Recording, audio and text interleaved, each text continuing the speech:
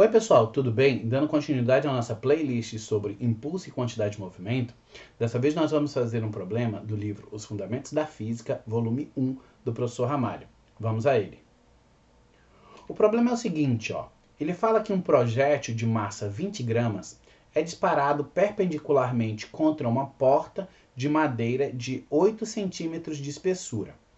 O projétil atinge a porta com velocidade de 250 metros por segundo e a abandona com 150 metros por segundo. O módulo do impulso que o projétil recebeu ao atravessar a porta em newtons-segundos foi de quanto? Como vocês viram, eu estou interessado em calcular o impulso que foi aplicado nesse projétil que atingiu a porta. Então, o primeiro passo vai ser visualizar o problema. Imaginem que eu tenho aqui uma porta vista de lado aí, e perpendicularmente a essa porta é disparado um projétil. Ele atinge a porta e atravessa a porta. Notem que ao atingir a porta, o projétil ele sofre uma força devido à porta e como inicialmente ele tinha uma velocidade de 250 metros por segundo, ele acaba tendo a velocidade reduzida ao atravessar a porta, porque ele vai abandonar a porta aqui do outro lado com a velocidade agora de 150 metros por segundo. Isso aqui é o que está acontecendo, segundo as informações dadas no problema. Para calcular o impulso, a gente precisa lembrar de algumas coisas. A primeira delas é a própria definição de impulso. A gente sabe que o impulso ele é calculado fazendo o produto da força pelo intervalo de tempo que a força atuou ali no objeto. E esse impulso, ele implica em uma mudança na quantidade de movimento, porque a quantidade de movimento final do objeto agora vai ser a quantidade de movimento que ele tinha antes, mais um impulso que foi aplicado nesse objeto. E como é que a gente usa essas expressões?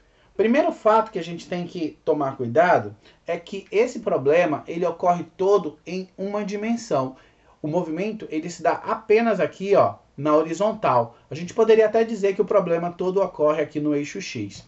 Isso significa que eu não preciso trabalhar com a fórmula aqui na forma vetorial. Eu só tenho que tomar cuidado no sentido do movimento para poder adotar aqui os sinais de forma correta. Então, o que a gente tem? A gente tem o movimento ocorrendo neste sentido, tanto antes quanto depois. Então, eu vou adotar esse sentido como positivo. Então, minha quantidade de movimento inicial ela vai ser positiva e a final também vai ser positiva.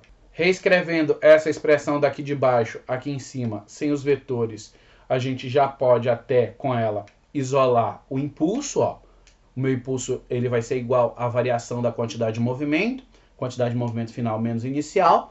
Vou substituir aqui como eu calculo a quantidade de movimento, que é massa vezes velocidade. Eu vou isolar a massa para ficar um pouco mais simples as minhas contas.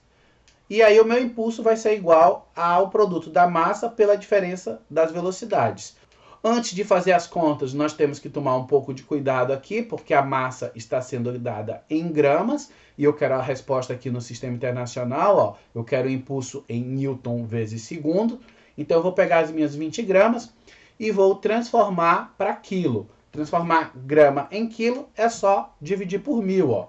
Eu vou simplificar ali aqueles dois zeros ali, e eu vou ter que a minha massa ela vai ser 2 dividido por 100. 100 é a mesma coisa que 10 ao quadrado, então eu vou aproveitar para já escrever isso em notação científica. A minha massa vai ser 2 vezes 10 elevado a menos 2 quilogramas. Eu vou substituir agora os valores, então eu tenho aqui a minha massa, que é 2 vezes 10 elevado a menos 2, e aqui eu tenho os valores das velocidades. Velocidade final é 150 e a velocidade inicial 250. Fazendo as contas, o que aqui eu vou ter? 150 menos 250 vai dar menos 100. Eu já vou colocar o menos aqui na frente. E eu agora vou multiplicar o que eu tenho aqui. Só que antes eu vou pegar esse 100 e vou escrever como 10 ao quadrado.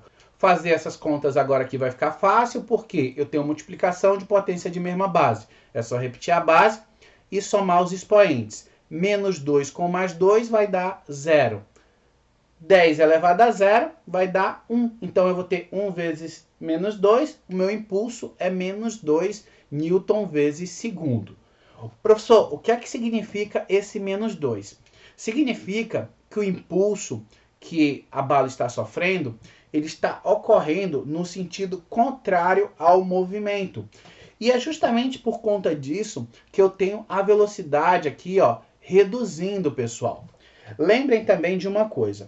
O impulso, ele vai ter o mesmo sentido da força resultante. Então, notem que a quantidade de movimento, ela estava apontando nesse sentido, ó, e a força que está sendo aplicada na bala, ela está ocorrendo no sentido contrário. Por isso que esse sinal aqui está negativo. Ó. A força está correndo no sentido contrário, reduzindo o valor da velocidade. Como o problema está interessado no módulo do impulso que o projétil recebeu, então eu vou colocar aqui o valor como positivo, porque ele está interessado no módulo. Resposta letra A. Bem, pessoal, eu espero que tenha ajudado. Se ajudou de alguma forma, deem um joinha e se inscrevam para incentivar o canal. Valeu e até a próxima.